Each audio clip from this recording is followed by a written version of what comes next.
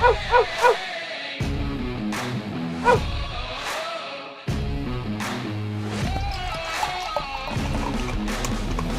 to another edition of the Dogger Pass podcast. This for UFC 268. It's an embarrassment of riches. I'm Paul Shaughnessy, obviously. We've got main event Pat Mayo on the sticks this week. Pleasure to have him back on the sticks, even if it's just for 1 week. Producer Matt will be back next week, I believe. And Cody Saftic joins us by the power of Zoom. How's it going, buddy? Obviously, we're talking just before this, before we went on air here, about Gian and my decision to not hedge out in the main event. It was the perfect hedge out spot. I should have hedged out, but I was, you play to win the game, as a certain NFL coach once said. And I didn't hedge, and I only have myself to blame because there was perfect like plus 180 that I could have taken, have a nice little profitable day, obviously eat into the I wanted to win more. Greed consumed me. And that's the game we play. But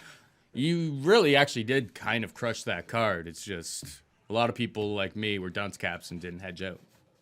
No, I mean, listen, if you have the bankroll that you can let the thing ride, or you're having a thrilling day and you want to let the thing ride, by all means. But yeah, we do try to set a lot of these tickets up to have that guaranteed hedge out, because what's better than guaranteed money? But you made a good point before the show. You're like, listen, if you needed the money, if it was your account was down to zero, you had everything riding in this, then of course you would hedge out, right? Because you need the guaranteed money. If you've been riding pretty good and you're playing with house money and you're having some fun, then why not let it ride? But this week's going to be another similar situation where I could very well see Kamaru Usman ending up on the top ticket. And that's no disrespect to Colby Covington. In fact, I don't think the line for this fight is all that accurate. However, it would be an easy hedge out opportunity on Colby Covington because of this big plus money status. So I have a couple of people message me, same thing every week. They're like, what's a hedge? I don't know what this term is. I don't know how you don't know what a hedge out is, but just to make things super simple, right? Let's say you have a $100 ticket and it's an 8-fight parlay. You got $100 riding on it. You look at it, you're like, oh man, it's the main event. I have a 3-1 Jan Blachowicz favorite in the main event. And if I hit, my $100 is going to net me $1,000. So coming into the main event, your ticket is 9 out of 10, 8 out of 9, whatever your ticket is remaining going into the main event. Jan Blachowicz wins. He's the last guy in your parlay. You're going to win $1,000, 10 times your money. Why not at that point put $200 on Glover Teixeira or $300 on Glover Teixeira? Let's call it $300. You put $300 on Glover Teixeira at around plus 200, right? Then if Glover wins, then you're going to get $600. If Jan wins, you don't get the $1,000 anymore because you just put $300 on Glover. If Jan wins, you make $700. So now you're guaranteed. Hands back, watch the main event. If Glover wins, I'm making $600. If Jan wins, I'm winning $700. Perfect. Or you don't hedge and you try to win $1,000 on Jan straight up. And if he loses, and he shits in the apple pie because he's got some neck injury or God knows what happened to him there, Paul Shaughnessy, you're going to, in hindsight, say, shit, you know what? Now, if the bookie's like, I'm going to kick your ass on Monday if you don't have my money, you got to let this thing ride. If you got a bill that needs to be paid and you got to let this thing ride, then go for it, for sure. But because it's 52-week-long season, there's another card every single week. It's mostly about building that bankroll until you can afford to take shots here and there. And last week was we were on an ungodly heater, right? We hit like 4 PRPs out of 6 cards. And then the last couple have not been so good. They've been a little bit slower. These top ticket guys have been screwing us. So when you have, at this point, if you have a hedged opportunity, get that money back, keep the grind going, keep that build going, I think you take it. But it all depends on what your situation is. So if Kamaru Usman ends up on the top ticket, I don't want to hear any flack this week from people being like, oh, that's his most confident play. It's like, no, he's a 3-1 favorite in the main event. He's the favorite for a reason. He's the defending champion. He's one of the GOATs of the division, all this good stuff. But it's the last fight of the night. That's the key. Last fight of the night. Get it on the end. That way, if everything else is intact, you will know by come main event. If the main event was awful, I'd leave it off. But the last run, it's like it's worth having, the favorite on at least. So anyways, like you said, embarrassment of riches. And I'm really happy to be talking these fights with you, buddy. Yes, sir. Let's get right into the action. The fight that we were just talking about. Kamaru Usman takes on Colby Covington in the main event of UFC 268. Usman minus 320, Covington plus 250. Obviously, these guys fought like a year and a half ago or so against each other. And I mean, it was a hell of a fight. Kamaru Usman gets the 5th round finish. Colby thought maybe his jaw was broken and then now says that his jaw wasn't broken. Either way, his face looked a mess by the time they got to round 5. But you go back and you watch a bunch of those rounds and it was a very, very competitive fight all the way through. Kamaru probably landing the more damaging shots, and he came out a little bit ahead, or quite a bit ahead, 30, 40 strikes, insignificant strikes when you look at the stats after the fact. But they were very, very close competitive rounds between two of, I will say, now that Khamzat's in the mix, but 2 of the best welterweights maybe we've ever seen since like GSP retired. I think the line, when you were saying like before that the line is incorrect, based on the improvements that we've seen from Kamaru Usman, I think he carries a lot more pop with his strikes, knocking out George Masvidal the way that he did, baptizing him the way that he did. That has to count for something. I think that he's really, him and Whitman are really starting to click, and he's learning some new skills. I know he's 35 years old. So this is like, probably the last few years of him being an elite talent at this level, but I feel like the line is close to right. I think it's pretty close to accurate. I don't think there's really any value on the Kamaru Usman side. I pick him to win. I think he does win 70-ish% of the time, 75% of the time. If these guys were to 7 out of 10 sounds about right. So maybe there is value on Covington at plus 250 when I say it out that way. But I mean, Colby's got to fight the perfect fight. What I did bet on this is I got a little bit slightly better line on it. I took the over 3.5 rounds and I grabbed that at minus 135 yesterday. It's minus 145 at DraftKings Sportsbook right now, which I don't hate. I really do think Colby Covington showed in that fight that's like, you basically need to next to kill him to get him out of there. And Usman's super, super durable. Both of these guys can go 5 rounds. No questions asked. I think maybe the 3.5 line set here is kind of reacting to the George Masvidal knockout, but I think Colby can take even the best of shots that Kamaru may throw at him. So over is how I played this one. Kamaru Usman is who I think is going to win. I don't want to touch the minus 320. And I think on Saturday when we get to it, as people are hedging out of parlays the same way, like this will start to tighten. This will be very much like the Glover line that was like plus 180 by the time the fight actually went off. I would be very surprised to see this go the opposite way and Kamaru to be minus 400 on Saturday night. Yeah. I think it should tighten up a little bit, but that's what I was saying. I just think the line's a little blown up when you consider both guys fought once already and how close of a fight was that. I mean, it was tit for tat the entire way. And I mean, universally, just the striking numbers alone, Colby Covington outstrikes him by 5 in the first round. Colby Covington outstrikes him by 1 in the second round. Colby Covington outstrikes him by 1 in the fourth round. Saul D'Amato has this thing scored 3 rounds to Colby Covington prior to the stoppage in the 5th. If the fight doesn't end with 50 seconds left on the clock, it is a split decision win for Kamaru Usman. But again, I mean, it's dicey. How do you score the first 2 rounds? Third round, definitely Kamaru Usman. Fourth round, I'd say Colby Covington. Fifth round's a thriller. That's as tight as a championship bout that you'll find.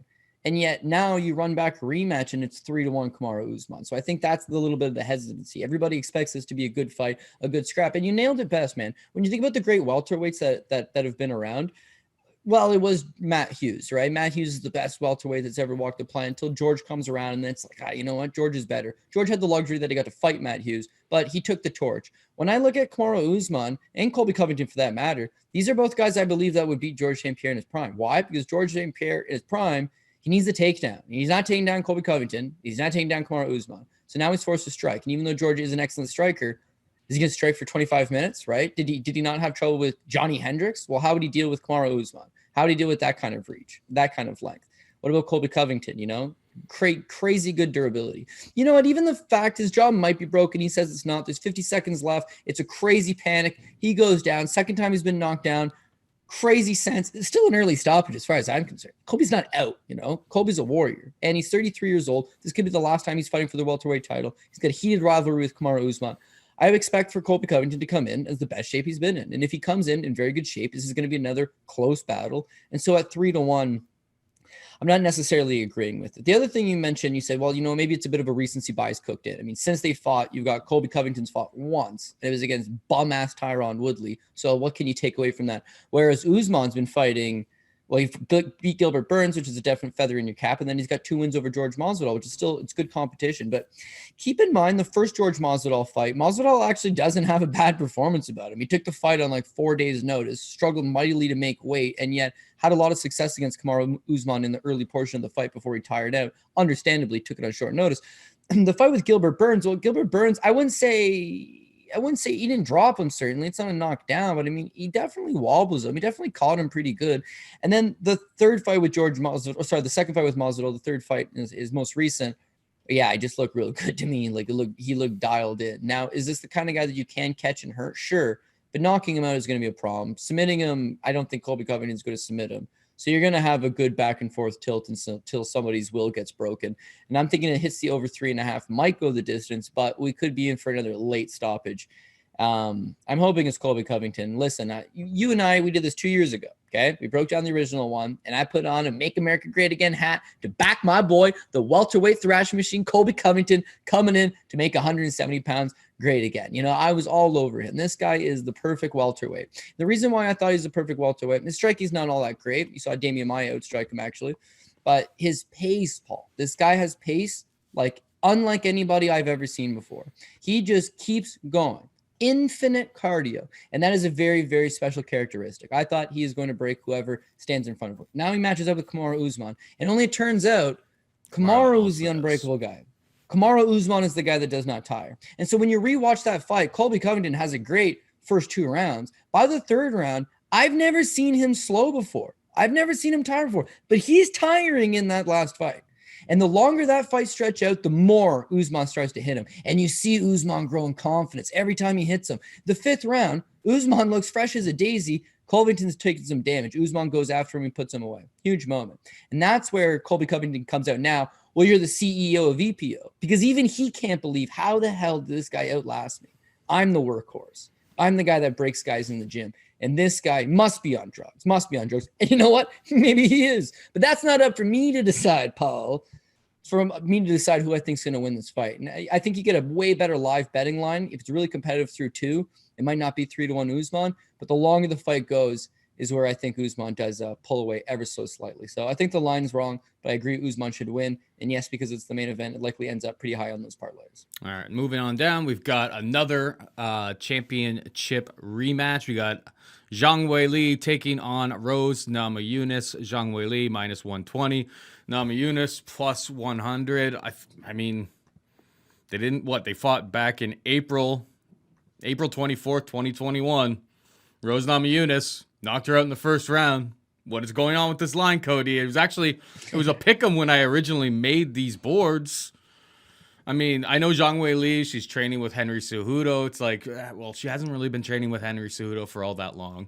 Is she going to become some sort of world-class power wrestler all of a sudden? Like, I mean, she had 2 takedowns against Tisha Torres, had 1 against Joanna Jędrzejczyk, won a greasy split decision in that fight.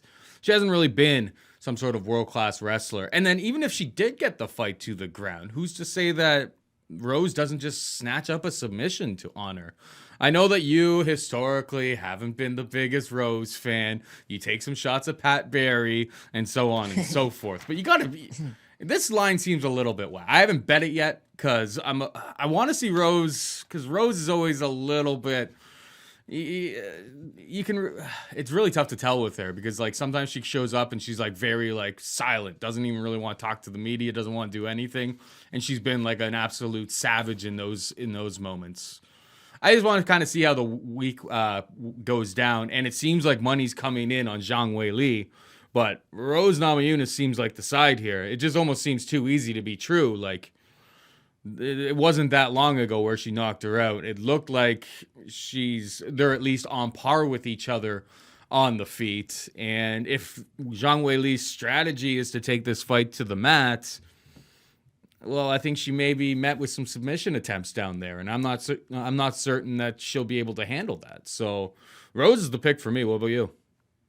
Yeah, I got to agree. So we actually seen a similar situation when Rose came through as a 5-1 underdog to beat Joanna and Jacek the first time. She knocks her out in the first round. A lot of people thought it was unexpected. They rebook it for a rematch, and she was actually a slight underdog to Joanna and Jacek in the rematch. How does that make sense? You just started knocking her out in the first round, right? So people are believing it's this lucky punch mentality.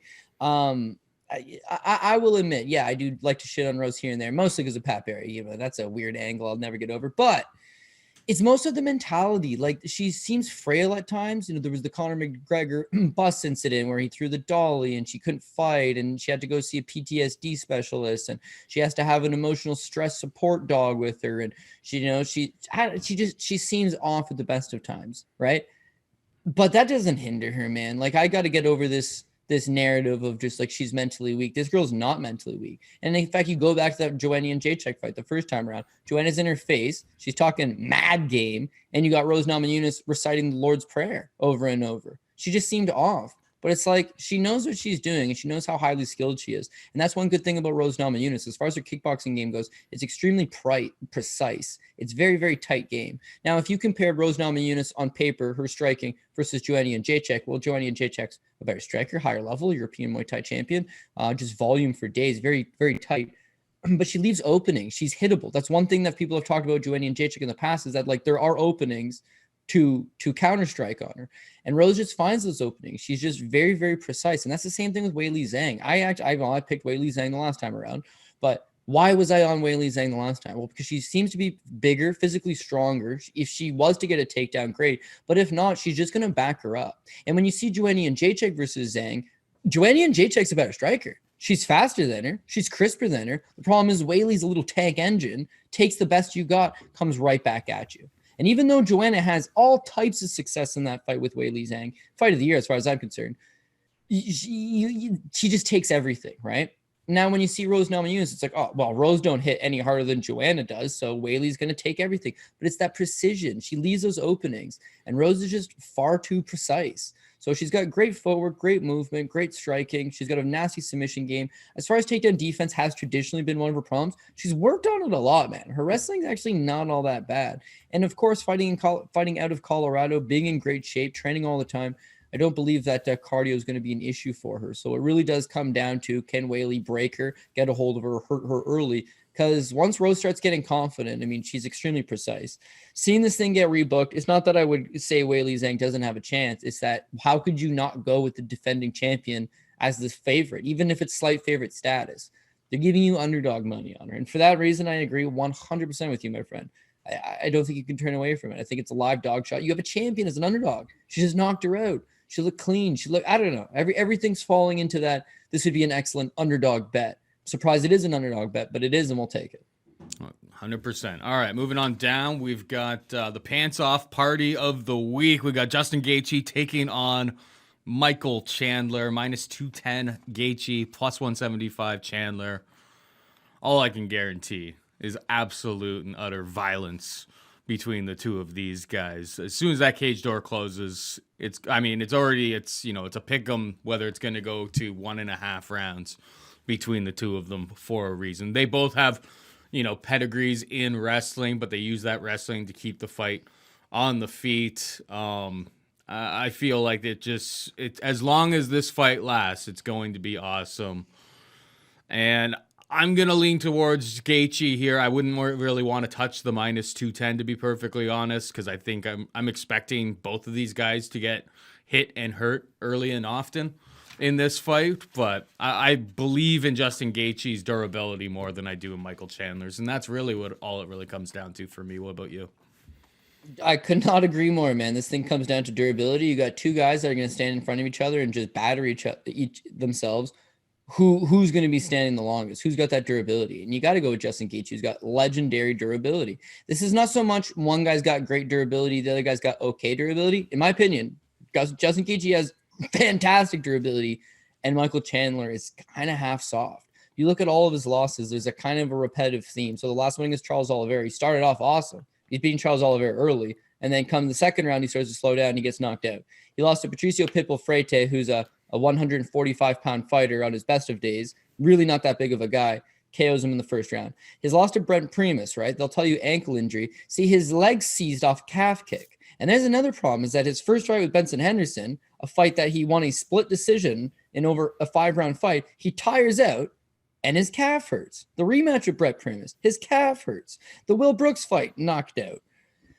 He's taken damage, right? There was back in the day, it's like, oh, him and Eddie Alvarez, these crazy wars. But since then, once these fights get extended, second round, third round, he slows down very quickly. His cardio's not on point. He's got a weak little calf, and he eventually gets himself knocked out. All of this is not going to bode well with Justin Gaethje, who possesses some of the best leg kicks in the game. He's most definitely going to target this. We've seen 3 other guys have massive success with it against Michael Chandler. It's going to be an option. As far as them standing toe-to-toe and throwing their best shots, if Gaethje lands his best shot, Chandler's tumbling over. If Chandler lands his best shots, well, Gaethje's probably tumbling over, but not a guarantee, man.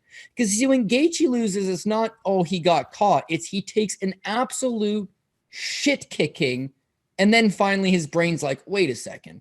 I can just end this if I just turn off right now. Turn off right now. But Eddie Alvarez took him deep into the third and knocked him out in one of the craziest wars you'll ever see. Dustin Poirier takes him into the fourth and knocks him out in one of the craziest wars you've ever seen. I'm pretty sure both of them were Fight of the Year candidates. So you don't just go out there and knock him out in your first punch. You don't knock him out in the first round. You got to fight this guy to the death. And if you can do that for 3 rounds, you can beat him. Eddie, he had heart for days. In fact, that's Eddie's best characteristic. The guy had heart. Dustin Poirier, nobody in this world could ever question that man's heart. He's willing to go through it.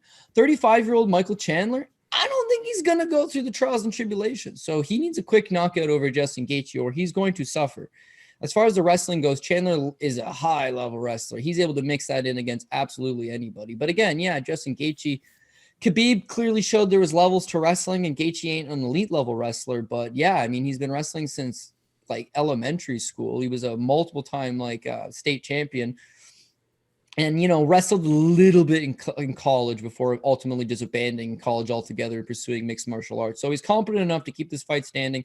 When this fight's standing, he's going to chin check him at some point. This will be a greaser regardless because you are going to be on the edge of your seat. You're going to be biting your nails. You're going to be sweating one out. But in the end, I think Justin Gaethje gets the job done and secures the victory. So I wish this was the main event because I'd love to put Justin Gaethje and know I have a hedge out option at the end of it. Instead, I'm going to rely on Justin Gaethje and getting the job done to allow myself a hedge out opportunity a few fights down. But honestly, this is the fight game. Absolutely anything can happen. Expect the unexpected. But I really think Justin Gaethje is the choice here. Gaethje inside the distance, -115 at DraftKings Sportsbook. Probably KO inside the distance. Is he going to submit him? I don't know. I think he's not out of anything. Yeah, but let me finish. The reason I say inside the distance is because it's -110. So it's like there's not enough. Like you gotta always look at the KO versus ITD. I don't think he's gonna submit him whatsoever.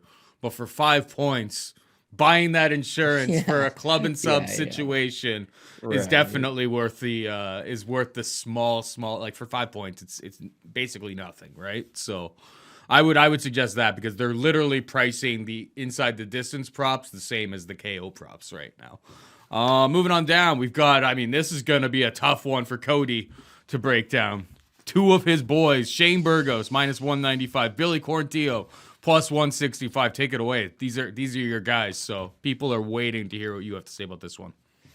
Yeah, this is a tough situation because you got 2 guys that, listen, we love betting on motors. We love betting on guys that are going to be able to fight 15 minutes to the hardest and best of their abilities. Guys like that, even if they're not the most skilled fighter, they'll find opportunities to win. Why? Because it doesn't matter if you're less skilled than your opponent. If he's tired and you're still fresh, that skill discrepancy, that skill gap, it starts to shrink. It starts to narrow very quickly. And you have your ability to fight your way back into it. That's been Billy Q's calling card so far, is that he just outworks these people time and time. And listen, usually it's a bit of a learning curve. Kamala Kirk fight, he's losing early. He pulls through. Very solid, fantastic performance, gets a UFC contract out of it. His fight with Spike Carlisle, he's getting controlled pretty handedly in the early going of that fight, but he keeps coming on. He keeps coming back. It's actually a bonehead decision by Spike Carlisle in the second round at the end of it that to me won it for Billy Q. And then he secures the third round all day. Why? Because he generally wins third rounds. Now he runs into Gavin Tucker, and that fight he doesn't look particularly all that good. His pace didn't matter because Tucker never got tired. You start to see that his striking is not elite by any stretch of the imagination, just tons of opportunities and holes to get hit. His wrestling, not all that good. His jiu-jitsu is fantastic, but if you're not going to have the wrestling to get yourself into an advantageous position where you don't have the striking to strike with this guy for 3-4 minutes of the round before you can get said advantageous position, you're going to be in trouble. So he rebounds excellently with the Gabriel Benitez fight where he basically dominated on pillar to post as far as I'm concerned. Striking looked improved, wrestling looked improved, and as always, cardio is on point. Shane Burgos, meanwhile, he's a guy that doesn't tire. The difference between these two guys is that Shane Burgos would be considered chinny. Now, why is he considered chinny? Well, because he's been knocked out a few times. But again, I think you got to look at the fact that Edson Barbosa knocks him out. Edson Barbosa has been traditionally a guy that's been ranked in the top 5 at 55 or at 45 for a decade, right? The guy's a beast. He's a top-level talent. Josh Emmett kind of rocked him pretty bad, yeah. But again, Josh Emmett, at his best of his abilities, is one of the best power punchers in the game. Calvin Kattar knocks him out. Third round. Very competitive first 2 rounds. Does get knocked out in the third. Calvin Kattar is a top 5 guy in the division. Mm-hmm. So I think it's a little bit unfair to say he's chinny. Listen, he doesn't take a punch particularly well, but he's against the best power punchers in the game. Whereas Billy Q, you can be like, oh, this guy can take anything. It's like, well, right, but I mean, he's fighting Kamwala Kirk and Gabriel Benitez. Like, if you want to talk about levels, it's a completely different level altogether. So what this comes down to me is that as far as their striking skill set goes, Burgos is a much better striker. Mm-hmm. As far as the grappling goes, it's actually quite comparable. I would give the nod to Billy Q, but the takedown defense for Burgos is good enough to keep this thing standing. So now Billy Q needs to chin check. He needs to land something. And I just don't think he's got the power to get Burgos' attention. So more often than not, I think Burgos wins at least 2 of these 3 rounds standing, chips him up, keeps it standing, stuffs the takedowns, muscles him around in the clinch a little bit. And then in the third round, if Billy comes on and Shane's just able to survive, should be able to secure the 29-28. So this is going to be a tough fight. I think both guys are going to have their moments. It'll be closely contested. A minus 195 line for Shane Burgos seems a little bit much, but I think that he does have the better striking and that it's probably going to end up being mostly a striking battle. So I got to go with Shane Burgos. And if I'm trying to improve that line, I go with Burgos by decision because Billy Q is tough, man. I mean, putting him away, good luck. The guy can take a hell of a punch, and he's got the cardio to recover if he's hurt, stay in the fight, force a clinch, keep fighting to extend this thing out. So I'd go Burgos by decision. Burgos by decision is plus 175 at DraftKings Sportsbook, so not a bad look from that perspective. I don't really have much to add on to that. With you, I was kind of seeing it the same way. Didn't really love the price, but and I love both of these guys in general. But figured if Billy Q doesn't get it to the mat, it's going to be a tough day at the office because he probably loses the striking exchange between the two of them. All right, we got Marlon Vera taking on Frankie Edgar, minus 170. Marlon Vera plus 150 for Frankie Edgar. I mean, Marlon Vera, what can we say about him? We've always kind of talked about this guy being like next level, mutant level durability on this guy. Just able to eat all of the shots from anybody. A lot of times in pretty close fights with a lot of guys. But he stands the trials of time. Frankie Edgar finally fighting down at 135 pounds. Former lightweight champion down to 145. Had a nice run there. And then 135 is actually for his frame, probably the proper weight class for him. I feel like I have a sizable bet on this one as well. I took fight goes to decision minus 150. I feel like that line is kind of predicated. Like it's almost like an overreaction to Corey Sandhagen just landing the most vicious flying knee and knocking Frankie Edgar out unconscious. Marlon Vera could finish the job here, but I don't think Frankie Edgar finishes Marlon Vera. Vera's just so tough. That chin has really never even been compromised. He doesn't really get wobbled all that much. I'll lean towards... It really comes down to the takedown, and I'm not entirely sure.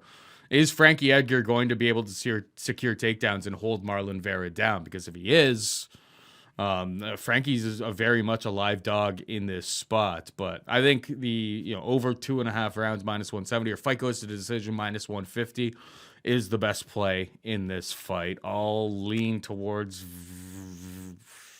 Edgar.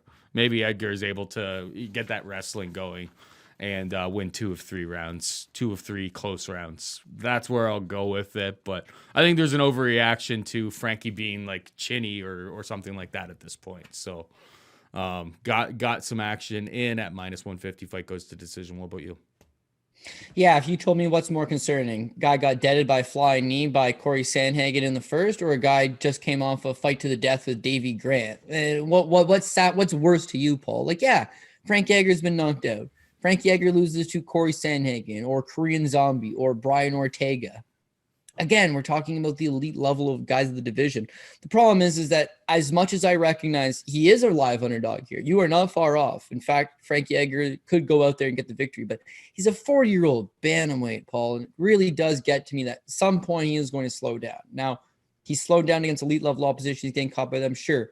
But just in general, like, what does Frankie bring to the table? We used to have the output, used to have the wrestling, but like anything, the game passes you by. Marlon Vera is a guy that's consistently getting better and better, improving all the time. But we can't look at it just like one guy's on this downswing, one guy's on his upswing. You got to look at it for a style clash. And what Frankie Edgar brings to the table is pace, is that he's always in your face. He's always working. And that's one knock on Marlon Vera. How many times have you seen Marlon Vera lose the first round? It's just another day in the office for him. You want to look back at his record. He lost the first round to Davey Grant. He lost the first round to Jose Aldo.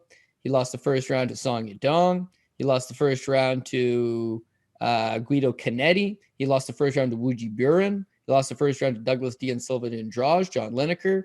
He lost the first 2 rounds to Brad Pickett. He lost the first round to Guingmang Yu. He lost the first round to Roman Salazar. Now, that's all true. You can go back and look at the judges' scorecards from those events, and he's lost the first round universally because he's a real slow starter. And so the problem is that, yes, he's able to come back and win the second and third round, but against Frankie, giving up that first round is not going to be a good way to start out. Now you need to secure second and third. Knocking him out, again, could happen. He's 40 years old. He's been chin-checked a few times, but Marlon Vera is not exactly known for his fight-ending power. And the last thing I'll mention that makes me a little bit worried with Marlon Vera is he's got career takedown defense of 69%. Again, nice. The guys he's fought, Davey Grant, not really a wrestler. Jose Aldo, not a wrestler. Sean O'Malley, not even sure he knows what wrestling is. Song Yadong, not a wrestler. Andre Ewell is a big, long, rangy boxer. Nolene Hernandez is actually a pro boxer. Frankie Saenz, he deaded way back in the day. He, I guess you would list as a wrestler. Guido Canetti, not a wrestler. Wuji Buren, not a wrestler. Douglas Andrade, John Lineker, Brian Kelleher, Brad Pickett. These guys aren't wrestlers, right? And when you see him versus Aldo, first round Aldo beats his ass. Second round he beats Aldo. Third round Aldo is like, you know what? Takedown, takes his back and rides it. Mm-hmm. It's like shit. And so, you know what? I think the wrestling is going to be on the table for Frankie to at least spice it up. Outstrike him in pockets, outstrike him in spurts, shoot that takedown, grind him. Judges love Frankie. How could you not like Frankie? The guy's been around since the dawn of time. He won a world title 2 weight classes higher than he's fighting on Saturday, and he's now 40 years old. He's a lovable fan favorite character. If these rounds are close, he's gonna get them. Why? Because believe me, I bet Pedro Munoz probably should have won that Frankie Edgar fight, but it's Frankie effect. People like him. He's a likable blue collar guy. They're in New York, buddy. You don't want to go to a close decision with him is all I'm saying. So, you know what, dude? As far as underdog selections go, you could do worse than Frankie Edgar. I am going to agree with you on that one. Hey, NFL fans, are you hungry for a big win this week? Well, DraftKings Sportsbook, an official sports betting partner of the NFL, has you covered. New customers can bet just $5 on any NFL team to win their game. And if they do, you win $200 in free bets. Winner, winner, chicken dinner. It's that simple. If Sportsbook isn't available in your state yet, DraftKings won't leave you empty-handed. Everyone can play for huge cash prizes all season long with DraftKings Daily Fantasy Sports Contest. DraftKings is giving all new customers a free shot at millions of dollars in total prizes with their first deposit. Download the DraftKings Sportsbook app now. Use promo code DOP. Bet just $5 on any NFL team to win their game and win $200 in free bets. If they win, you win. with promo code DOP, Dogger Pass Podcast, this week at DraftKings Sportsbook, an official sports betting partner of the NFL. Must be 21 or older. New Jersey, Indiana, and Pennsylvania only. New customers only. Minimum $5 deposit and $1 wager required. One per customer. Restrictions apply. See DraftKings.com/sportsbook for details. Gambling problem? Call 1-800-GAMBLER. All right, we got Alex Pereira making his UFC debut. He takes on Andreas Michailidis. Pereira minus 265 favorite. Michailidis can be had for plus 215. Obviously, Alex Pereira, winner of 2 kickboxing matches against Israel Adesanya, knocked him out once and won a decision the other time. He's 3-1 in his UFC or his MMA career. I mean, it's good matchmaking because Michailidis, from what I can see, he just kind of wants to stand and trade. And if he's standing and trade with Alex Pereira, he's not going to, Michailidis is the same guy who got knocked out against Modestas Bukakas. Well, not knocked out, basically knocked out right at the end of the round. Wasn't able to get back to his corner, basically forced retirement in that fight. Came back and won a decision over KB Buller, but KB Buller clearly wasn't really ready for this level of competition. If Michailidis doesn't have some sort of wrestling in his back pocket, this looks like a canvas snap for him, wouldn't you say? Yeah, I would say the UFC likely knows what they're doing. They brought in Alex Pereira, and you're just trying to build challengers to the division, right? So Alex Pereira's got a 3-1 record. How many fights would he need before he could fight for a title? Oh, way too many. However, because he has the kickboxing wins over Israel Adesanya, I think you bring him right in. He's 34 years old, so they're going to need to fast track this guy around. They're giving him some good money. They've brought him over from the Glory Kickboxing organization, where he was a dual champion. He was their middleweight champ and their light heavyweight champion. Just recently lost a majority decision for Glory to get out of his contract, but this guy is very, very good. They need to fast track him, and the best thing to do is go out there and get a highlight reel knockout. So for Andre Michailidis, this is a guy that's got 17 professional MMA fights. As far as MMA experience goes, he dwarfs him. But as far as stand-up experience goes, he's in a lot of trouble here. He needs to flip the script. He needs to shoot the takedown. Because even though we saw Khalil Roundtree chin check Gokhan Saki, it's like, it's possible for the MMA fighter to defeat the decorated kickboxer. Gokhan Saki hadn't been relevant in kickboxing for a few years to that point and was older, coming off a very long layoff. So it's plausible that a guy like that gets exposed. Whereas Alex Pereira is one of the few guys in the world of professional kickboxing that squeezes in 3 fights a year. Glory doesn't even have 3 shows a year. And yet this guy's extremely active. He's talented. He's got big power. If he hits you, he's going to do a lot of damage. UFC knows what they have. They'd love to promote a fight with him and Israel Adesanya, 2 strikers, high-level striking, and a kick with MMA gloves on. Who doesn't want to see that? He needs to go out there and get a big highlight reel KO. So I feel like they're feeding Michailidis to be that guy. Michailidis has some decent enough striking, but at this level, it's just a matter of time. Could he, in theory, mix it up and take the fight to the ground? I suppose he could. Looking at his record, though, again, yeah, he hasn't submitted an opponent in 6 years and mostly prefers to keep all of his fights standing. Even if he wanted to take the fight to the ground, doesn't mean he has great wrestling. So. Exactly. Unless Alex Pereira turns out to be male version Clarissa Shields, I think he's actually going to go and get the KO and not be a dummy and just work his way into the clinch when he knows he has such a significant advantage at range. So give me some Alex Pereira to get the job done. But buyer beware, you have a 34-year-old kickboxer with making his 5th pro MMA fight, and he's coming in as a sizable favorite. What do you love about that? But the UFC has set this up properly. 100%. All right, moving on down the card, we've got Bobby Green taking on Al Iaquinta. Bobby Green minus 180, Iaquinta plus 155. What you take here? Yeah, okay. So Bobby Green is a guy that you never bet at minus money because he's an idiot, man. All of his fights are just massively close, extremely competitive, and that's the thing. If he fights a top 5 challenger, he can fight them to a close and competitive decision. If he fights a top 35 challenger, he's going to fight them to a close and competitive decision. So he's going to fight Al Iaquinta to a close and competitive decision. Why would you want to pay 2-1 on him? Just not happening. Now, how do we know it's going to decision? Well, because Bobby Green's last 1, 2, 3, 4, 5, 6, 7, 8, 9, 10. His last 10 fights have gone to decision, right? He's not knocking out anybody. And unless your name's Dustin Poirier, chances are you're not knocking out him. He's extremely durable, but he lacks a little bit of that pop in his power, in his hands. Now, he's definitely a good striker, but it's too much of like one and done. He'll go a nice little counter punch, and then it's waving you and brushing off his shoulder and shaking his head when you hit him back, and peacocking and playing to the crowd, playing to the judges. But here's the problem about him: judges don't like him. And so as a result, he loses a lot of close decisions. He may have won. A lot of people thought he beat Rafael Havziv. Not the judges, because he was bonehead. A lot of people, myself included, thought he beat Thiago Moises, but the judges didn't, because he fights these bonehead game plans. He just shakes his head. Francisco Trinaldo and Jakar close fight. Very strong argument. He won both of them. They're not splits, by the way, Paul. All of them are unanimous decision losses. The judges don't care for that kind of arrogance. And that's what Bobby Green is. He's arrogant. So now he's going over to New York, taking on a guy that is a local real estate legend. For all we know, he might have sold some of these judges their homes.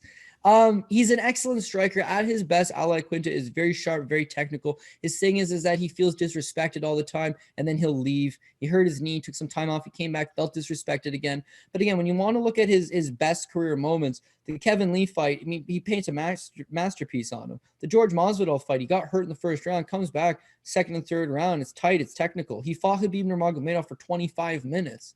He took the fight on like 24 hours notice, lost every single round, but fought him for 25 minutes. One simply does not do that.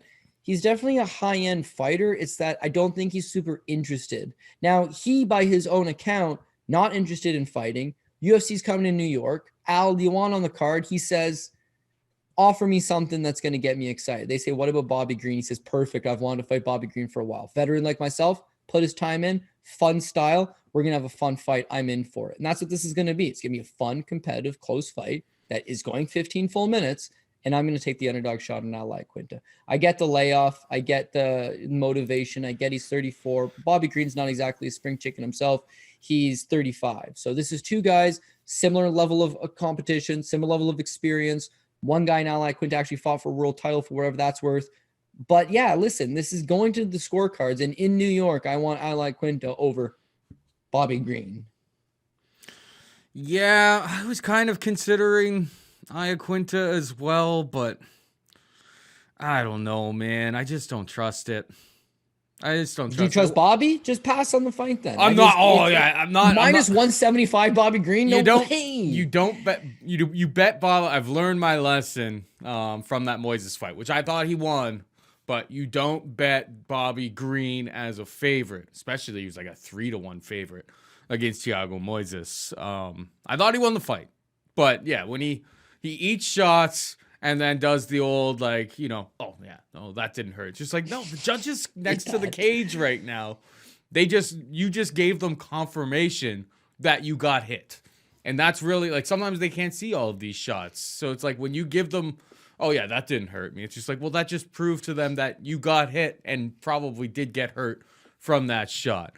I just don't trust where Al is at this stage in his career. I'm just wondering, like, maybe it was a slow season in the real estate game for him or something like that. I mean, houses are going for a pretty penny at this time of in this time of our lives right now. So I'm surprised if he's not selling all of the houses, but I don't know.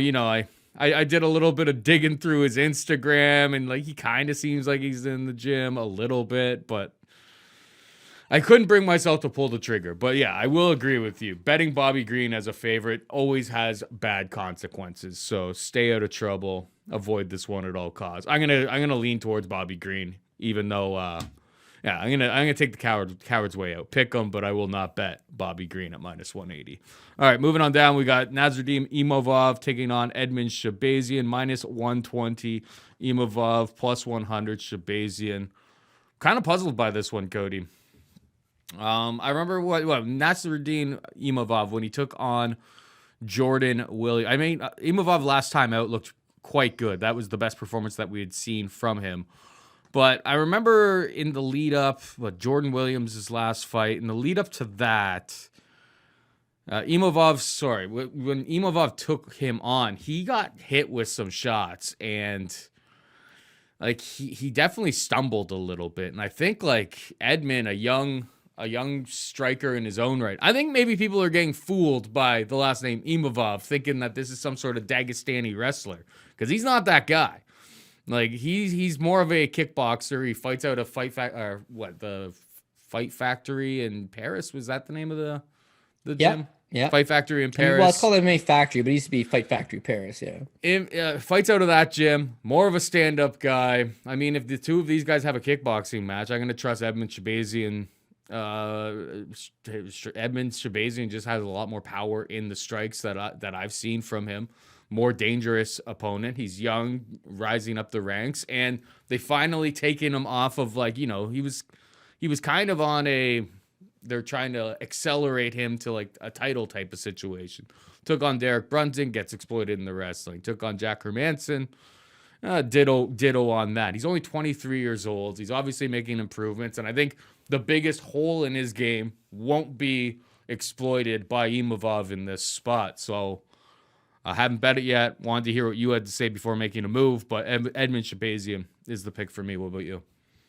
Yeah, I got to go the other way. Go with Nassourdine Imavov. Yeah, no, listen, I think it's a close fight. I don't think you're wrong on either side of the coin. You got two pretty young guys here. Shahbazyan's only 23, Imavov's only 25. There's some good upside for both these guys, but I like the improvements more that I've seen from Nassourdine Imavov. I mean, when he came to the UFC and he fought Jordan Williams, yeah, you're right, he didn't really look all that good. But the longer the fight went, this guy's got some nasty hands, good combinations. Williams shows a great ability to take a punch, because Imavov put him through the paces pretty good, but he starts to fatigue. His cardio looks like it could be suspect. Then he gets the Phil Hawes fight. Well, I'm all over Imavov there. I think Imavov wins. He's the underdog, my underdog of the week. Not only that, Imavov's going to win this fight inside the distance, specifically by KO, probably sometime around late second into the third.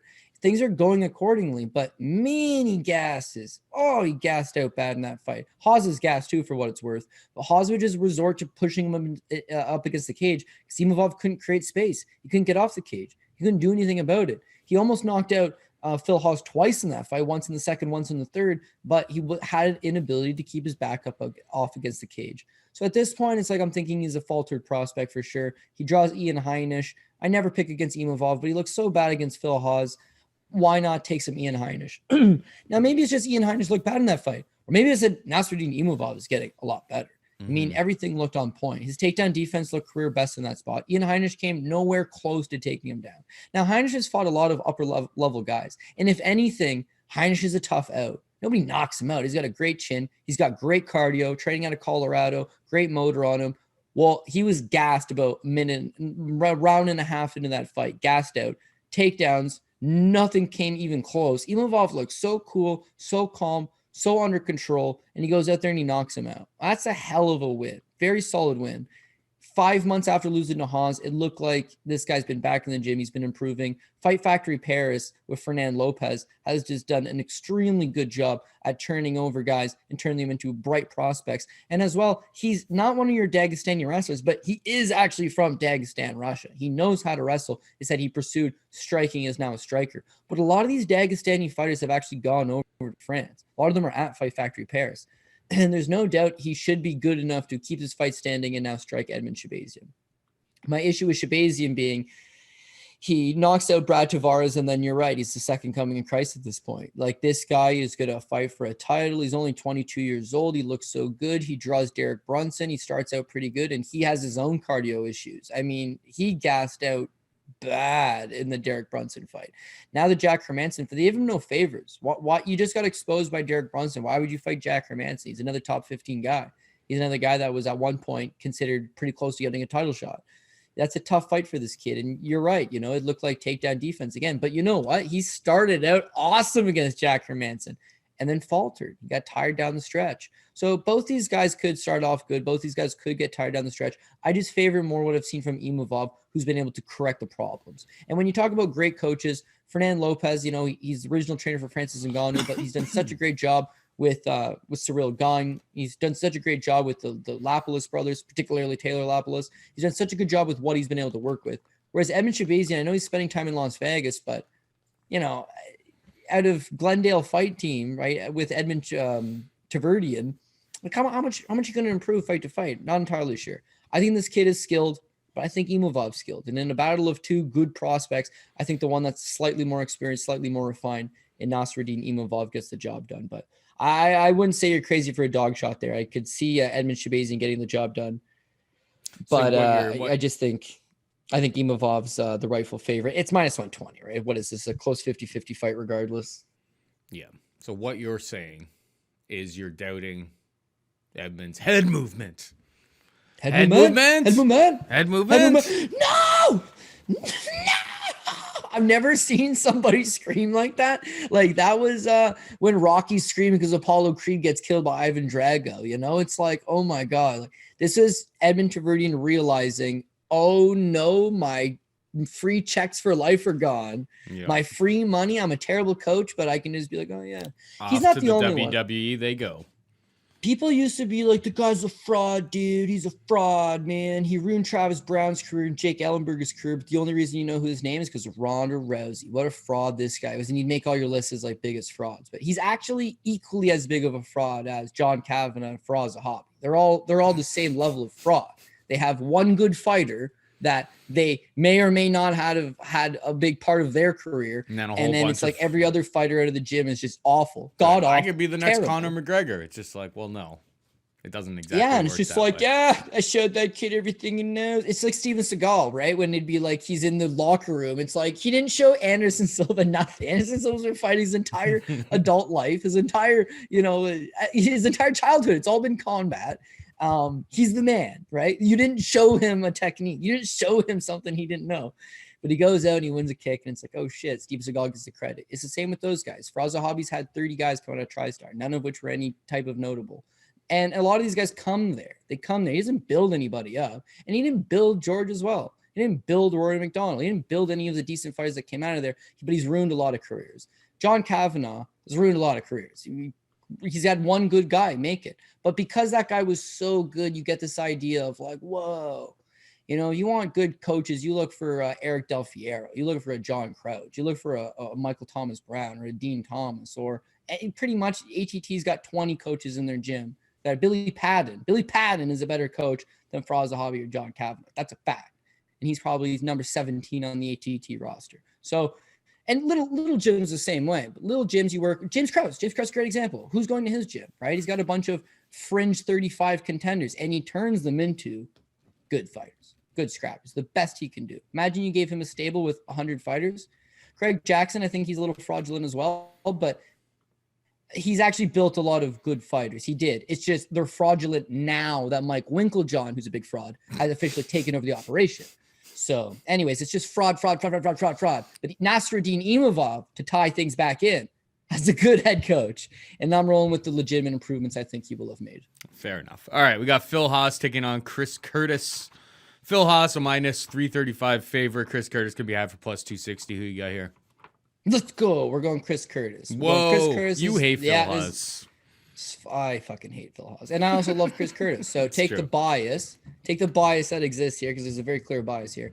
And I think Chris Curtis gets the job done. I'd like him a lot better at 170 pounds, simply because I think he's better as a welterweight. And also Phil Hawes is going to need to take him down. And it's going to be a lot easier for Phil Hawes, who's kind of a naturally built 185er. He's only 6 feet tall, but he's very muscular, very, very well put together guy. If he's going to take down Chris Curtis, it's going to be muscling him to the ground. And when he gets him to the ground, Chris has just got to keep making this guy work. But honestly, Paul, this is all about the long run, the longevity. You got to take this guy into deeper waters. So Chris Curtis, I met him for the first time. He fought Peter Grajkar. It was 2017. So Peter Grajkar is undefeated. He's like the top Canadian welterweight, one of the top Canadian welterweights. He's expected to go on and have a great career. And so they go out and they fight in just a tremendous back and forth war. Mind you, fight ends. Chris Curtis wins, absolutely beat the shit out of this kid. Didn't finish him, but just beat him pillar to post. Grajkar's face is a mess. We go back to the hotel. I get together with Grajkar, smoke some weed. And the next day, I talked to Pete Grajkar on Facebook, and he had no recollection of ever meeting me. And we hung out for like an hour and a half, right? And it literally just me, him, his corner man, the cut man that worked the show, myself. There's 4 of us. And he's just like, I don't remember ever meeting you. I'm like, man, we hung out in the hotel room. That girl from Calgary, Peter Grajkar did have a ride to the hotel. So we got a girl from Calgary on Tinder, linked up with her. Was like, come to my fight. I'll get you some free tickets. You can drive me to she should have taken him to the hospital, not the airport. The point of this story being, Peter Grajkar never fought again. It pretty much ended his career. He sustained a lot of damage in that fight. Next morning, I actually get thrown in a car, me, Rod Wingrove, shout out to my boy Rod, Chris Curtis, and Sam Alvey, driving back to the airport from Lethbridge. So it's like a 3-hour drive. So I get to know Chris there. And this guy's just, it's all about glory. It's something like his dad's a lawyer and his mom's a surgeon. Like both of his parents are very well off. This guy fights simply because he wants to fight. First time I ever really spoke to him, I'm like, well, why do you do this? And he's like, I'm just looking for a seat of Valhalla. It's just like, what? And he's just like, yeah, I'm just chasing glory. I know when my days are over, I get a seat at the table. It's like, all right, that's a crazy attitude to have. But all he does is fight anybody. This dude fights a lot. I think this year alone, he got 4 fights this year alone? Yeah, he's 4-0 this year alone. He just fights whoever. Doesn't matter to him. And he's wanted to fight in the UFC forever. He's 34 years old. The guy's done it all. He was on Bellator MMA Masters. He finally gets a Contender Series fight, Paul. Wins the first round, breaks his own arm. Still wins the second round with a broken arm, but his output falls off. Third round, his output's fallen off. He has a broken arm. And then he hits his opponent with a Shawn Michaels sweet chin music. One of the sweetest KOs you'll ever see.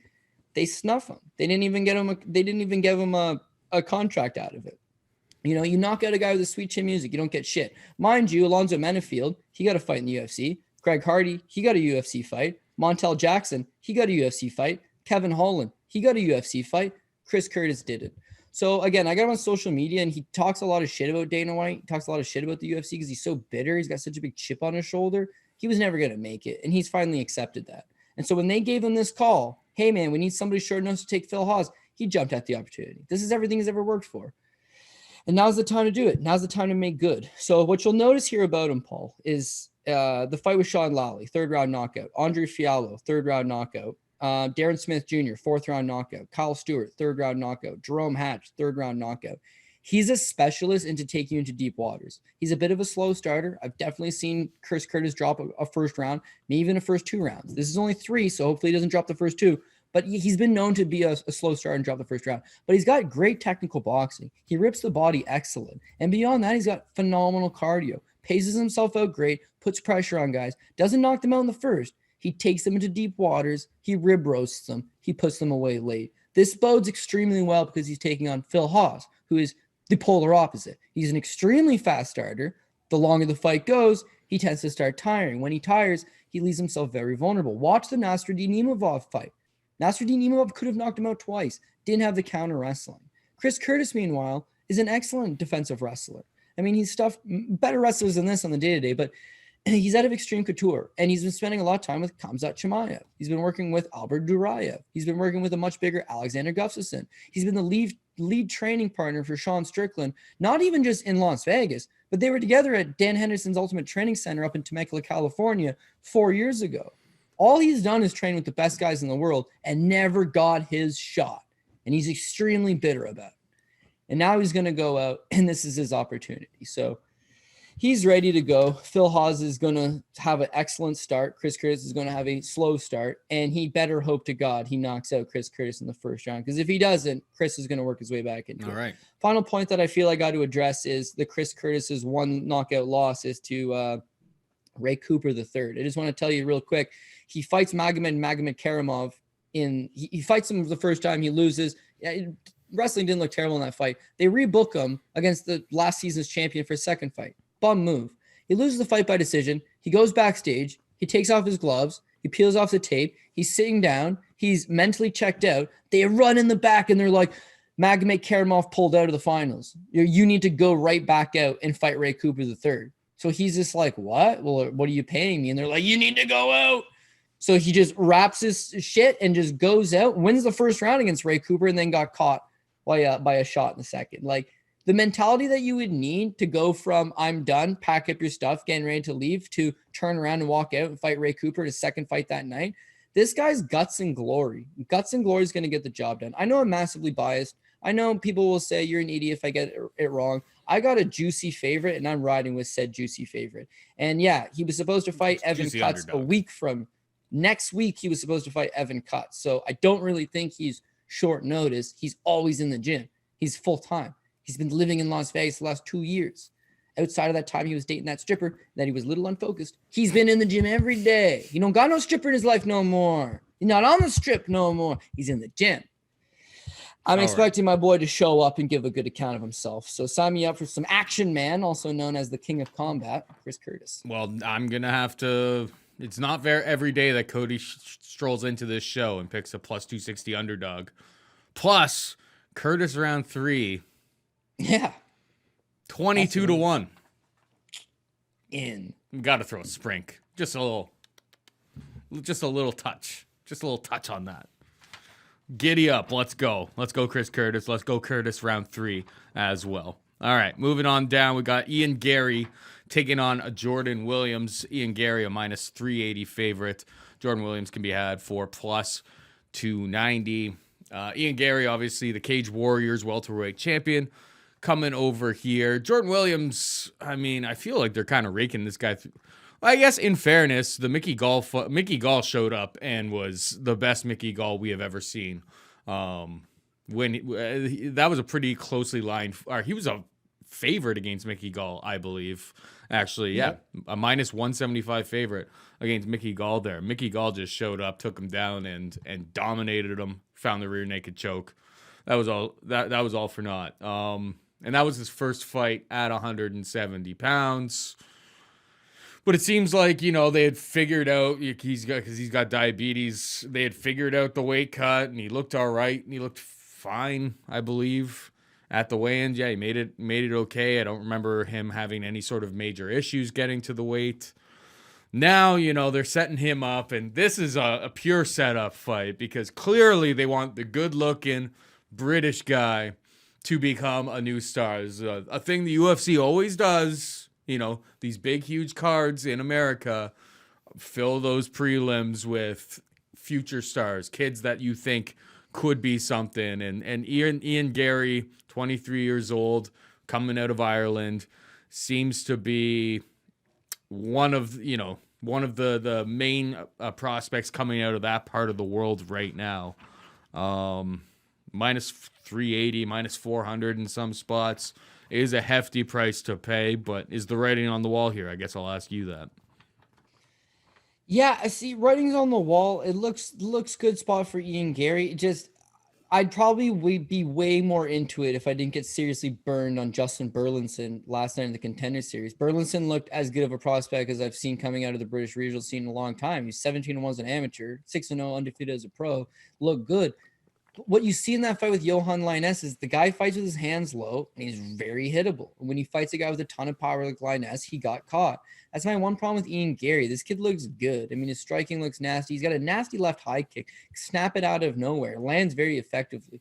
Long rangey with his strikes. He also doesn't mind closing his own distance, getting in your face, and seems pretty good. Good knees from the clinch. Decent enough grappling. Good submission game. Like takedown defense could probably use a little bit of work, but this is a kid, he's 23 years old, man. He's going to put everything together. Had he just stayed in Ireland at SPG, he'd be screwed. But he comes to Stanford MMA, leaves the confines, goes to get some real coaches like Henry Hoof, and those guys are going to be able to help you. And I do think that he's going to be improving a lot. Just to talk to his power, 2 fights ago, he beats Rostam Akman. Now, people might remember him as a 2-fight UFC veteran. Yeah, the only dude in UFC history that was able to wear a knitted sweater into the octagon. And, not very good, but that dude was strong. And he went the distance with Jake Matthews, which is difficult enough. And he also went the distance with the Candyman Sergey Kondenchko. So durability wasn't really an issue for him, but Ian Garry walks right through him, kicks him lopside the head, puts him away. It looked pretty good. Then his next fight was against Jack Grant for the Cage Warriors 170-pound title. I don't know if you guys watched that or not, but crazy fight, man. He's talking mad shit to him the whole time. It's the 4th round, and he's like, "You gonna fight me? I came to fight." Jack Grant's like, "I can win this fight." And he's like, "You haven't hit me yet." It's like, oh my God. Takes him down, beats on him. The kid's got the spirit. He's got the heart. And that's a 25-minute fight. And in the 5th round, I mean, he's slamming him. He's playing with him. He's having fun in there. It's like, this is a kid that does look like he's got a lot of talent. When you consider the big story going around right now is that he's got a letter from his mom that was like, "Don't fight MMA. You're not the next Conor McGregor." You heard about that? So that's like the story. But he points out, he's like, "Yeah, I took my first amateur fight 3.5 years ago." And that's when it's like, oh, yeah, this kid is good, right? In a 3.5-year time frame, he's gone from going 6-1 as an amateur to turning professional and has looked quite flawless throughout. He needs to fight better guys now, and a win over Jack Rand and a win over Rostam Akman is certainly him starting to fight better guys. And a fight with Jordan Williams is just a progression of that. Williams was a tiny middleweight because of the diabetes, and fighting at 170 was supposed to be his wheelhouse. That's the reason why he was such a big favorite over Mickey Gall. Well, if the guy can make 170, imagine how much better he'll be there. Not bad as a middleweight. Imagine how much better he'll be at 170 pounds. But he wasn't. He was slow at 170. He didn't take a great punch at 170. No. You know, some of the things that we learned to like with him at middleweight certainly weren't on the table anymore. And that's going to be a problem here. He's slower. He's considerably slower than Ian Garry. He's not going to have the distance management. He just needs to make this an ugly fight, a dirty fight, get himself going. I don't know that he has the durability to do that. So I got to go with Ian Garry. But again, when you have these ultra tight prospects from a different regional scene who haven't really been tested against American level opposition, they haven't felt the grind. They haven't gone through these trials and tribulations. They haven't flown to a different venue and had to make weight and stay at the fighter hotel and be away from their friends and family. Like, it's a whole different shock to the system. Sometimes they don't perform. Burlinson, I truly believe, is a much better fighter than Johan Lyness. No doubt about that. But one guy swinging them big old tambourines, and if he hits you, is going to do a lot of damage. The kid was young. He wasn't above getting caught. This kid's young. He's not above being caught. It's that Jordan Williams doesn't have the same stopping power that the white lion Johan Lyness has. And so even if he does chin check Garry, I think Ian Garry's probably just going to roll on with it and eventually find his way to victory. So got to go with the Irish prospect in this one. All right, moving on down. We got Jean Villante. It's the people's main event, Cody. Oh, hell's yeah. Jean Villante takes on Chris Barnett. Minus 125 Villante, plus 105 Barnett. I've been trolling a little bit because it seems like people are betting Jean Villante. And honestly, guys, like, if I learned anything from that Jake Collier fight, there's nothing there. You can't trust this guy, particularly as a heavyweight. Like, he's only became a heavyweight because he just doesn't want to cut weight anymore. That's essentially what has happened with Jean Villante. And breaking news, that Jedi Goodman or whatever just posted, and I added some flames to the fire. But Jean Villante retiring after UFC 268. So he's had a kid. Confirmed? Confirmed. So he's had a kid, and then now he's going to retire after taking on this fight. I mean, Barnett didn't look great. I ended up cashing the Rothwell by sub. I think it was like +1 or +800 or something like that. I can't. Memory doesn't serve me correctly right now, but I mean, that was a pretty easy spot, but that was a heavyweight taking on a heavyweight. Now, Barnett is 5'9". He's kind of a meme fighter. He moves very, very well for somebody who's so rotund. But I gotta fix that graphic. But the thing about it is that I think if this fight is on the feet, I think it's going to be very, very competitive. And I was thinking, I'm like, maybe there's like a path for the wrestling for Jean Villante here. Watching a little bit of tape, looking through stats, it's like, no, Jean Villante doesn't shoot for takedowns. He doesn't secure takedowns. The last time he secured a takedown was against Tom Lawler back in 2015, and he still lost that fight against Tom Lawler back in 2015. Like, it's going to be a stand-up affair between the two of them. He had a kid just recently. I'm not expecting the best Jean Villante to show up. I think it's really, really competitive on the feet, and the line seems to be going into turning Villante into a bigger favorite. So I'm going to go with Chris Barnett here, which may look stupid or smart. We'll see how it all plays out. I expect an absolute slop fest, but give me who I think fits being a heavyweight a little bit better than Jean Villante in Barnett. What about you? No, listen, you completely nailed pretty much every point here. Is that Jean Villante is a career underachiever, right? He's always been Chris Weidman's training partner. And every time anybody's ever broken a fight about him, it's, oh, he was Chris Weidman's training partner. Surely he's going to get better. He lost as a 250 favorite against Fabio Maldonado. He was a 210 favorite against Tom Lawler. He was a minus 240 favorite over Pat Cummins. He was a minus 225 favorite over Maurice Green. Sorry, over who was it? Minus 180 favorite over Jake Collier. He's blown a lot of shots as the favorite. So even if you're getting favorite status on him, it doesn't mean anything. Like, he's been a career underachiever. The real killer, though, is that he fights Daniel Alexichuk at 205 pounds, and then at that point, he disappears. He was never really a big 205er, in my opinion. Decent enough athlete, big enough guy, but wasn't like he was shredded up. Not like he's got that pure size. And then he decides he's coming back as a heavyweight. I think everybody universally knew it wasn't going to be a good idea, but we wanted to see how it was going to go. So he draws Maurice Green the first time around. He's actually a plus 225 underdog to Maurice Green, which doesn't happen because Maurice Green's never been a 3-1 favorite over anybody. He weighs in at 255. So he essentially goes from 205 pounds to 255. That's just a huge weight gain. And he's actually beating Maurice Green. He's on his way to winning when Maurice Green, a 6'7" kickboxer, that one cost me. Who loves smoking the cigs. Yeah, it cost. That one cost me a bunch, and I was just like, never ever will I ever bet Jean Villante again. Never again. So then a couple people say, well, you know what? They got in my ear a little bit. They say, you know what, Cody? Think about it. Dude came in at 255. He's out of shape. It's his first fight at heavyweight. Didn't look bad. Now he's taking on Jake Collier. And he weighs in the Jake Collier fight at 243. He's 12 pounds lighter. It's a little more svelte.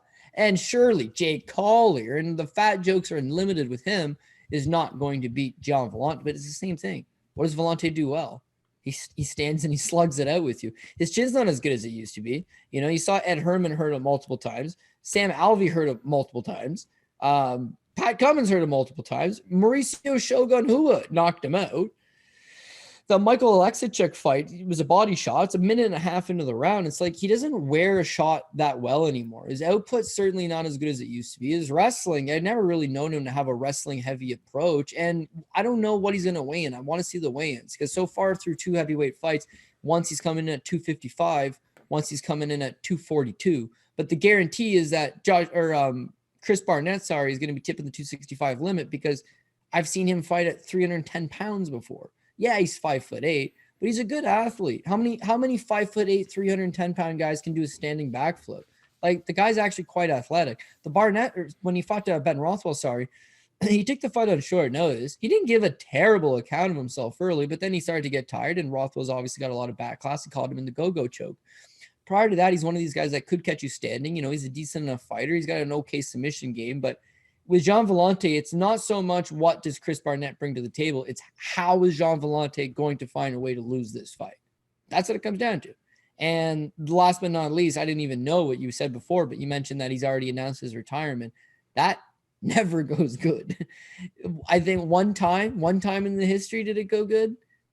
No, even then, because Uriah Faber came back. He neglected on his promise to retire after the fight, came back and got his ass kicked. Like, nobody just walks away quietly, happily into the sunset. There's like an addiction there. But when you lay down your gloves before the fight, you've already admitted, hey, I'm done. What happens is when you're in there and the going gets tough, why not just Dana's not going to get mad at me. I don't got to worry about the sponsors. I don't got to worry about my coaches being disappointed. I don't got to worry about, I'm done. I'm just having fun in here. Whereas Barnett realizes, oh, I really need to win here bad. So that is the difference in mentality. And the difference in mentality should be able to be enough to be the deciding factor down the stretch. So listen, is the confidence level high in this one? No, but it's the people's main event for a reason. It is going to be sloppy. And sometimes that's fun too. But the official pick would be Chris the Beast Boy Barnett. All right, we got Dustin Jacoby coming in on short notice, taking on John Allen. Jacoby, minus 365 favorite. Allen can be had for plus 280. Interesting because Allen was supposed to take on Alexa Kmore here in this spot. And that line was like minus 120 plus 100. It was pretty much a pick 'em. Jacoby, I don't know what he's been up to, but that's a real steep price for somebody coming in on short notice. Maybe he was already in New York. Maybe he's already hanging out around there. I thought he was from like Denver, isn't he? Maybe he was supposed to be going there for whatever reason. I don't know, but price seems way too steep on this one. I don't think John Allen is some sort of world-class competitor, but Jacoby's been a bit of a letdown in his last couple fights. Like we've seen the limitations of his game, and I'm not very confident in laying a minus 265 tag on him in this spot. What about you? Dustin Jacoby is very difficult to get an accurate read on because he shows up as a different version of himself every time. The Ty Flores fight on the Contender Series, he completely gassed out. His next fight, he knocks out Justin Ledet in the first round. The next fight was Maxim Grishin. Dude, he completely gassed out. That was gave me a heart embarrassing. attack. And then one fight later against Iaquinta, his cardio looks tight. Like how do you go from gassing out after a round to fighting 15 minutes the next time out? And then sure enough, he knocks out Darren Stewart in the first. So the worry here is we don't know if his cardio's on point. Yeah, warrants the price. If he's going to fight hard for a round, we're in trouble. And the fact that he's taking it on 4 days notice leads that theory to just be all over the place.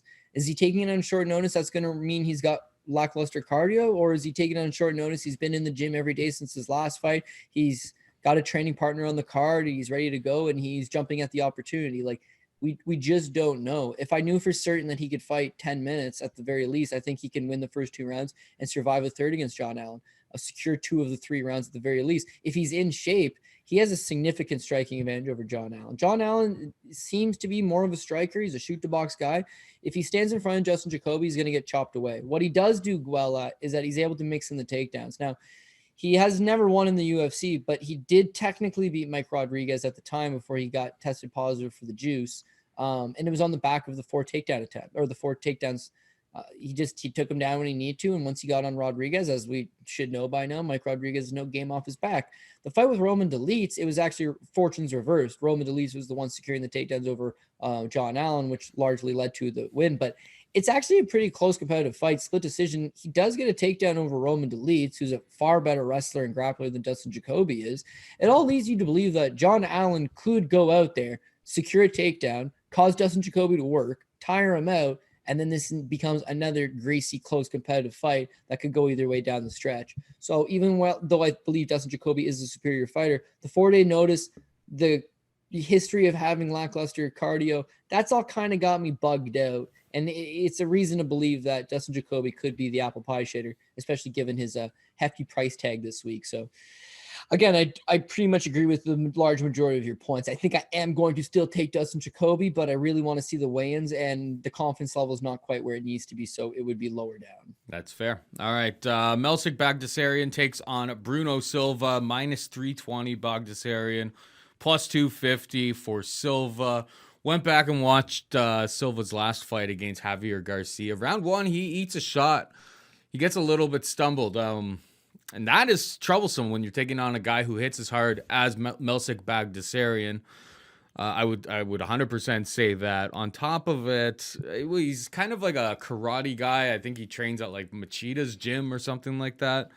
And he stands very upright. He's kind of a little bit of bounce in his step, but it seems like his hands are sitting down quite often as well. So don't be fooled by the last name Silva. I don't see much of like a grappling game from him here. This should probably be a stand-up war. The bets that have my attention, I haven't jammed money at them yet, but I'm about to. If you give me, I'm probably going to have money on it anyway. I'm hoping for a blessing from the GOAT CJ Saftic. Under 2.5 rounds, plus 115. Fight doesn't go to decision, plus 100. And Melsik by knockouts, like plus 160 right now.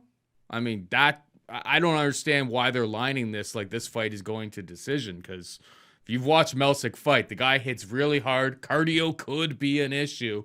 That's why like the minus 320 scares me a little bit. But like this guy's a finisher. I mean, you just have to look at his Tapology page. The guy just goes in there and just finishes fights. It could get real dodgy for him if this fight gets extended to like round 3, because we don't really know what he looks like, because he usually crushes guys so fast. I'm pretty surprised by the totals on this fight. Ready to lay the hammer. Tell me all you need to know or what you think about this fight, because it almost seems too good to be true. Yeah, I'm going to agree. Bagdasaryan's a very quick finisher, and he had finished guys so quick in the regional scene that when he fought in Contender Series, it's like, wow, how good is this guy really? But yeah, man, he looks pretty legit. You're seeing a lot of these Armenian prospects coming through that they've got excellent kickboxing. The Armenian prospects back when we were younger were judo guys, right? You had Manvel Gambura, and you had Karo Parisian, you had, bunch of good, strong, talented grapplers. But nowadays, it's like they're excellent kickboxers. And once they figure out how to use that judo or use some takedown defense to keep the fight standing, they're long, they're accurate, big power strikes, love to work the body. I think Bagdasaryan is just another one of these guys that's young. He doesn't have a whole lot of MMA experience. So 29 is not young, but he just hasn't fought a whole lot in MMA. That you're seeing the improvements out of him. So when he fought Dennis Bazooka on Contender Series, I thought he looked good. He lands like 105 significant strikes. He does start to fatigue. He does start to tire down, but there's a lot of output thrown in there. It's the fight with Colin Anglin in his UFC debut that I was more impressed with. Colin Anglin's super durable. Colin Anglin's a guy that's a good generalist, kind of does everything well. Bagdasaryan cut right through him, man. I mean, he looked excellent in that fight. And that's where you realize at 29, he's already a lot more refined than some 23, 24-year-old prospect, but he's got a lifetime of kickboxing. He's now just adding those other wrinkles to his game, keep the fight standing. Him versus TJ Laramie would have been an excellent fight because TJ Laramie has some decent wrestling, decent grappling, would have probably tried to take him down. And then we can see, and also has good cardio, right? So see how Bagdasaryan gets pushed later in the rounds in a grappling heavy fight. This fight with Bruno Silva, meanwhile, Bruno Silva's a karate guy. You nailed it. He's a black belt in karate. He's actually one of Lyoto Machida's prodigies. He's been a Machida guy for a little while now. The difference is when you used to watch a prime Lyoto Machida, at times it was almost boring because it was like he was living in the Matrix. Like these guys couldn't hit him. They would try to hit him and he's just gone. The thing with Bruno Silva is that he's actually really hittable. Like he moves in and out, but he's got his head way up in the air. His legs are on full display. And to be honest with you, you go back and you watch his fight with Mike Hamill, right? It's a DQ win because of illegal blows, right? This Talis Moraes, he wins a split decision. The Kamala Kirk fight, very close fight. He again wins a close split decision. Elijah Johns fight, very close fight. He again wins a split decision, like the third one of his career. And then Javier Garcia actually took the fight on like 2 weeks notice and it went a full 25 minutes. So I don't think he's got the big power to finish Melsick. I think if anybody's going to hit your under 2.5 for you, it's going to be Bagdasaryan catching Bruno Souza and hopefully putting him away. But I think Melsick is the rightful favorite. And I do think he chin checks this kid at some point and puts him down. So yeah, give me Melsick Bagdasaryan by KO inside the distance. Likely not going to be a submission, so might as well just take that TKO. And yeah, hopefully it's a banger either side. You hit your under 2.5. I don't mind it. Don't necessarily see this fight go in the distance, but with these karate guys, especially because 3 of his last 4 fights have gone the distance, if he looks to just evade, maybe he could survive. But Bagdasaryan's big, long, and dangerous. I just got a feeling he's going to catch him at some point, especially when you consider Colin Anglin was actually a better fighter, in my opinion, than Bruno Souza. Different style, of course, but he turned Anglin's lights out. Like that was heavy duty stuff. This kid comes in good shape. He's the one with the full camp. I see no reason why he couldn't do it again. All right, and finally, we got Ode Osborne taking on CJ Vergara, minus 180 Osborne, plus 155 Vergara. Who you got here? Well, Ode Osborne's another one of these cases of if he shows up, he's got seemingly a lot of talent. He's very long for this division. He's got a good reach for this division. You know, as far as fighting at 125 pounds goes, I mean, I think he brings a lot to the table, very dynamic, and he's kind of finding his own way. But yeah, the fight with Brian Keller, he gets guillotine choked in the first round. He gives a bad account of himself. I say that because he was a minus 170 favorite. He won big on the Contender Series. He's a Pura Vida guy, got excellent BJJ, got good striking, and yet he gets caught in arming guillotine less than 3 minutes into the fight. It was a letdown for a favorite spot. His fight with Jerome Rivera knocks him out in 26 seconds, right? It's a great spot. Neither of which have seen him extended. Both of them are quick finishes. And then Manel Kape, I had Manel Kape, and I'm thinking about the 3-minute mark. Damn, I messed up, right? And then Ode Osborne finds a way to lose again. Manel Kape catches him with he didn't find a way to lose. It was a beautiful flying knee. Gonna knock out any human being it hits. It is what it is. But as a result, his 3 fights in the UFC have all been ended in the first round. Beyond that, his 5 fights prior to that were all ended in the very first round. The last time he's been past one single round was 5 years ago, 5.5 years ago. So can he fight 2 rounds? Can he fight 3 rounds? Or is it one of those cases if he needs to finish it as quick as possible or he falls apart? The reason why that's a little bit troubling for me is that the CJ Vergara doesn't look nearly as athletic, doesn't look as dynamic, doesn't look like he's got as much stopping power. Well, he's got decent power, but he doesn't look as overall dynamic as Ode Osborne. Plus, this is his UFC debut versus a guy that's got 3 fights in the UFC against decent level competition. This is a rightful Ode Osborne favorite. What worries me here is, again, we don't know that Ode can fight hard into the second or third, whereas CJ Vergara shows a lot of these. This is his 5-fight winning streak. Second round knockout, third round flying knee knockout, third round TKO due to punches, and a first round knee to the body on Contender Series, Bruno Correa. 5-fight winning streak, all 5 fights inside the distance by TKO, most of which second or third round. So he's going to be good to go. He's going to be able to fight beyond the first round and keep on chugging. His 2 pro losses are to Devin Miller, who's a BJJ black belt at the age of 23, trains under Johnny Bedford. I met this kid. He's an utter stud. I think he's probably done with his fight career, but the kid's an absolute stud. And then Jonathan Martinez on a split decision. Martinez is a stud who currently fights in the UFC. So he's lost to high-level guys. He's not chinny. He doesn't have a submission problem, I don't think. Again, Miller's a stud, and he was a black belt. Like, all he's got to do is get out of this first round, and he should be able to put it on. Bruno Correa was a highly touted prospect who was on the Ultimate Fighter Brazil once upon a time. He blew right through him, 41 seconds. Jacob Silva was actually on the Contender Series twice. He blew right through him, knocked him out in the third round. Like, he's going to be a problem the longer this fight goes. So to be perfectly honest with you, I would chalk this up as like probably a pass. I think I'll take CJ Vergara because, Cody's chasing a dog again. But keep your eye open on the live betting opportunity because Ode Osborne might style on him in the first round for sure. This thing goes in the second round, and Ode's not moving the same as he was in the first, slowing down a little bit. Vergara should still be there. And if he is still there, he's going to be a problem. So CJ Vergara. I want to apologize. I was probably saying Bruno Silva during the Bagdasarian breakdown. I know it's Bruno Souza. I wrote it down wrong on the page. These Brazilians with their Brunos and their Silvas, it's just like there's just too many of them. The guy like, yesterday. A little bit of I thought his last name was Ferreira. Yeah, a little bit of creativity wouldn't hurt, guys. Like your names don't all have to sound like basically be the exact combination of each other. But yeah, I'm well aware. If anybody was like, oh, it's not Bruno Silva, I'm well aware of that. So, yeah, that's it. Yeah, that's basically all for us this week. I'll rip through what I am betting or what I've already got bets on / what I want to bet / we'll be betting like right as soon as we get off the off air here. I got Covington and Usman over 1.5 rounds, minus 135. I've got Edgar and Vera fight goes to decision minus 150. Melsick, Bagdasarian versus Bruno Silva under 2.5 rounds. Fight doesn't go to decision and Melsick by KO. I'm going to be getting in on that, spreading out the wealth a little bit there.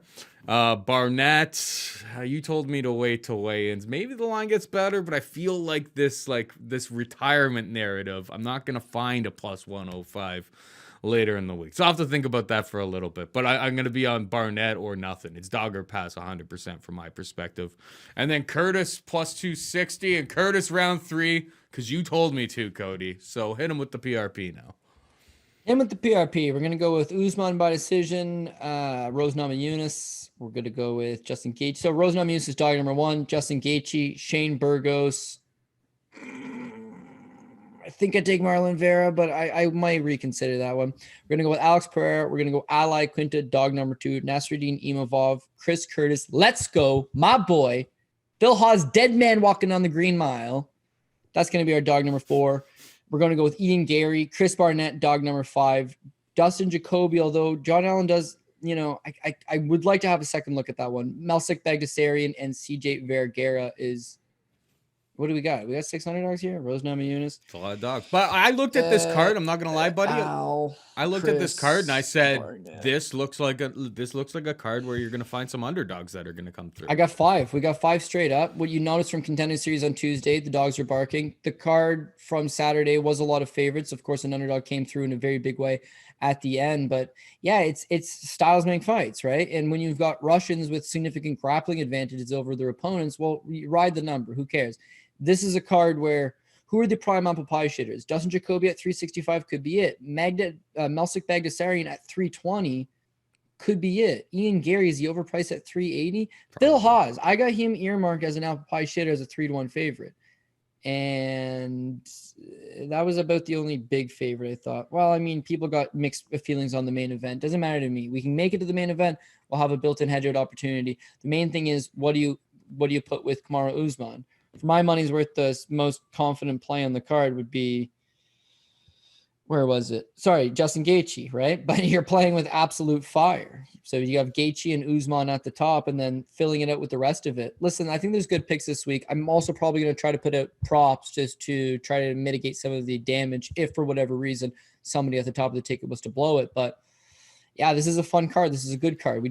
The difference between being on a good run in this game and being on a bad run in this game is the bounces, variables, right? If your guy eats a wheel kick with a minute left in a fight, he's otherwise winning. Well, that's what you would consider a bad bounce, Paul.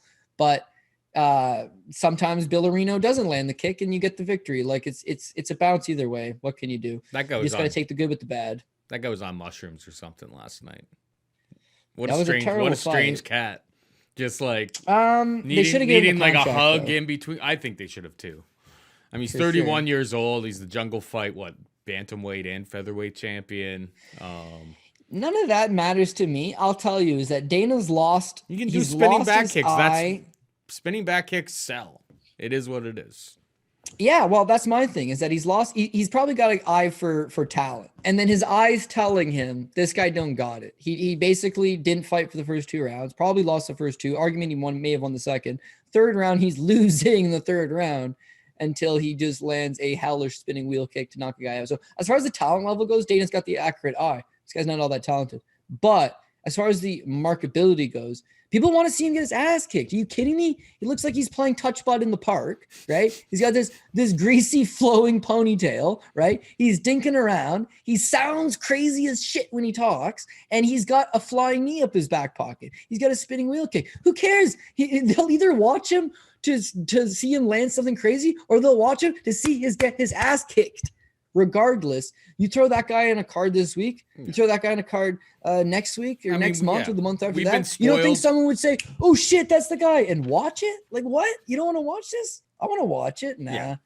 We've been spoiled the last 2 weeks with really, really good cards, but it's like Billerino fits on like one of these, Fight Pass only / ESPN Plus cards. Like let's face facts are facts. It's like when we have these cards, it's clear that there's such separation between the quality of your run-of-the-mill card these days and the pay-per-views and the top-notch pay-per-views. And these last 2 weeks have been an embarrassment of riches. So, regardless, really looking forward to watching these fights. Want to thank Pat Mayo behind the scenes for sticking with us through thick and thin and for doing all the sweet cuts behind the scenes. Want to thank Cody Saftic for giving us his knowledge as normal. For Pat and Cody, I'm Paul saying goodbye and good luck.